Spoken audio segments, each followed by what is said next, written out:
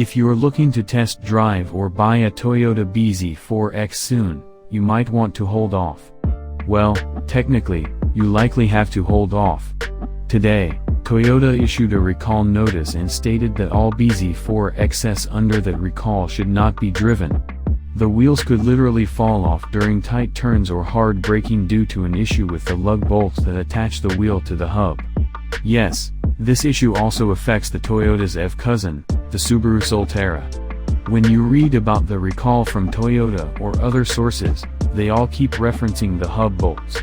If you're familiar with cars and their parts here in the US, you'll be forgiven to think they are talking about the bolts that attach the hub to the steering knuckle. What they are referencing instead is what are typically called lug bolts, which attach the wheel to the hub assembly just like you'll find on the GR Supra, Lexus IS, and myriad European cars. When those lug bolts, or hub bolts, if you're more inclined to call them that, fail, it's just like a wheel stud failing. The wheel is no longer held to the vehicle and literally falls off. Bad things result, such as crashing. Toyota states that these failures are happening under tight turns and hard braking, but also states that until a permanent fix is found, these affected bZ4X's should not be driven.